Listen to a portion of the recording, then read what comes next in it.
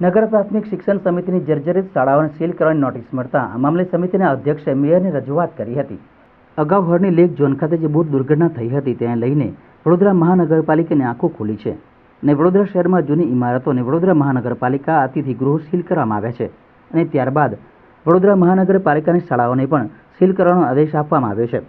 જેને લઈને આજરોજ વડોદરા નગર પ્રાથમિક શિક્ષણ સમિતિના અધ્યક્ષ મિનેશ પંડ્યા તથા શાસન અધિકારી શ્વેતા પારગી નગર પ્રાથમિક શિક્ષણ સમિતિના સભ્યો સાથે વડોદરા મહાનગરપાલિકાના મેયર પિંકીબેન સોનીને મળવા માટે ગયા હતા. મિનેશ પંડ્યાએ જણાવ્યું હતું કે વડોદરા મહાનગરપાલિકાની હસ્તકમાં 23 જેટલી શાળાઓને સીલ કરવામાં આવી છે અને આ શાળામાં આશરે 10,000 જેટલા વિદ્યાર્થીઓ ભણી રહ્યા છે. જેને લઈને આ બાળકોનું ભવિષ્ય ન બગડે તે માટે સમિતિના સભ્યો સાથે રજૂઆત કરવામાં આવી હતી.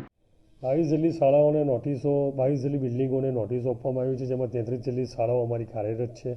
આશરે 10,000 જેટલા બાળકો ત્યાં સવારે બપોરની પાળીમાં ભણી રહ્યા છે. અમે તમામ આચાર્ય જોડે અને તમામ વાલીઓ જોડે બાળકોના વાલીઓ જોડે બી ચર્ચા કરી છે.